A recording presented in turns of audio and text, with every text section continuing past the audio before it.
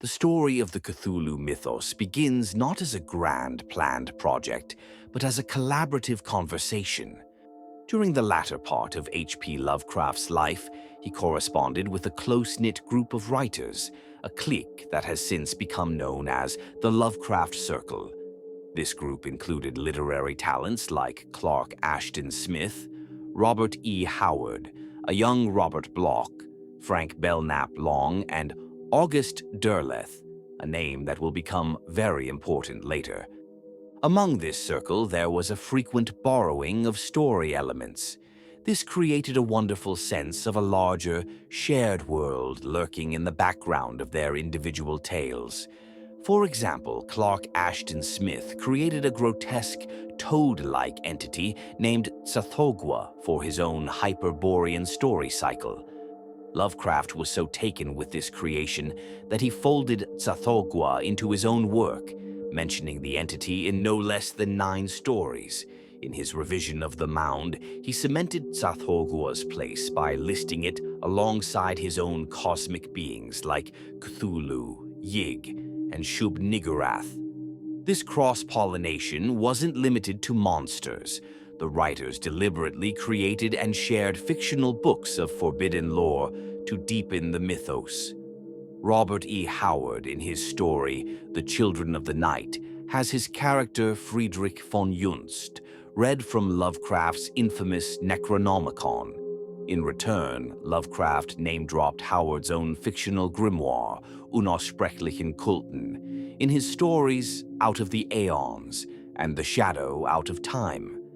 However, it's crucial to understand the original intent. According to scholar David E. Schultz, there was never a plan to create a rigid, canonical mythos.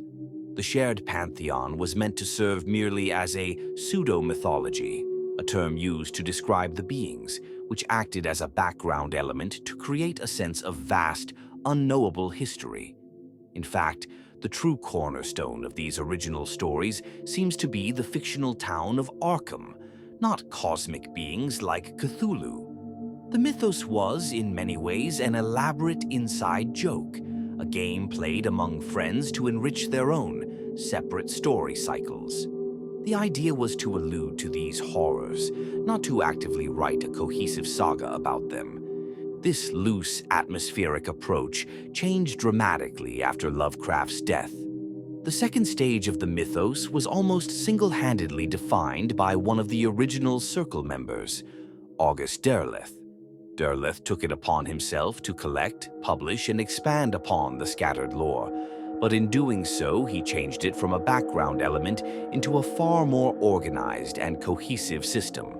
And his vision was fundamentally different from the nihilistic chaos of the first stage. The most significant change Derleth made was to introduce a good versus evil dichotomy into the mythos. This was completely contrary to the original amoral universe, where human concepts of morality were meaningless. In Derleth's own words, he envisioned a cosmic struggle. He wrote, "As Lovecraft conceived the deities or forces of his mythos, there were initially the elder gods.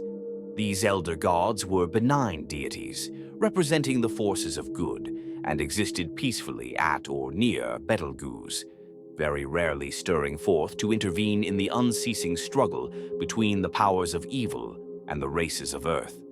These powers of evil were variously known as the Great Old Ones or the Ancient Ones.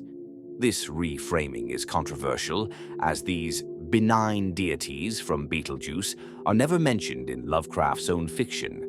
The only possible exception is the entity Nodens, but the idea that he is an elder god originates from Derleth, not the source material. Derleth's second major addition was his elemental theory. He connected the various deities of the mythos to the 4 classical elements: air, earth, fire, and water. To fill gaps in this system, he even created new beings, such as Ithaqua to represent air and Cthugha for fire. However, this system created several inconsistencies. For example, Derleth classified the great Cthulhu as a water elemental. This raises a difficult question. If Cthulhu is a being of water, how can he be trapped beneath the ocean? And how could his psychic emanations be blocked by water? It also presented a problem for cosmic-scale beings like Yog-Sothoth, leading later authors to create a fifth Aether element just for them. Derleth also combined what scholars see as three distinct story cycles, the Dunsanian, the Arkham, and the Cthulhu cycles, into one singular, large narrative. By doing this, he ignored the individual distinctions and created a more unified, but arguably less nuanced, universe.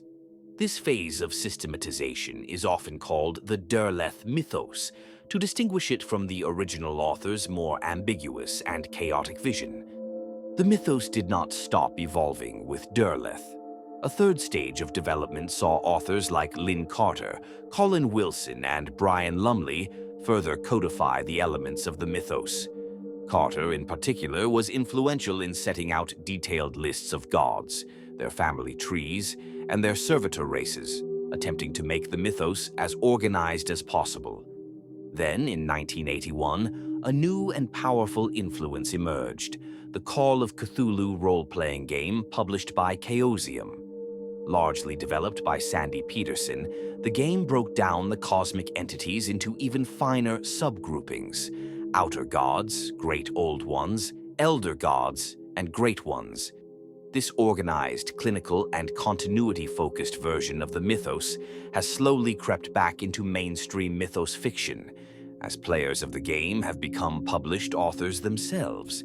Because the mythos has grown so vast, it has become difficult for any one author to be familiar with all its elements.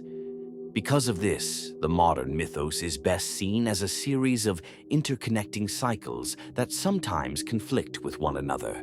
These include the Cthulhu cycle, the Hastur cycle, the Tsathoguan cycle, and many others. This development mirrors how real-world legends evolved. For example, tales about King Arthur's knights like Lancelot and Gawain were likely standalone story cycles before being pulled into the gravitational pull of the main Arthurian legend. Viewing the mythos this way explains the factual conflicts from story to story, avoiding the need for the kind of smoothing out that authors like Lynn Carter pursued.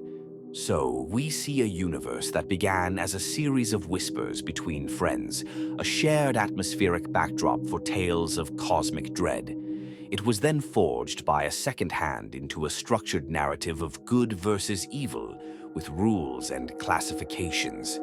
And finally, it has grown beyond any single creator into a sprawling, living, breathing, and contradictory legendarium, constantly being reinterpreted and added to.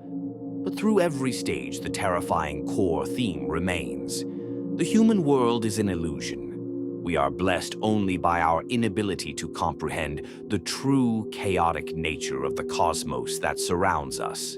As the opening line of The Call of Cthulhu famously states, "The most merciful thing in the world, I think, is the inability of the human mind to correlate all its contents." The mythos, in all its forms, is a chilling reminder of that fragile mercy.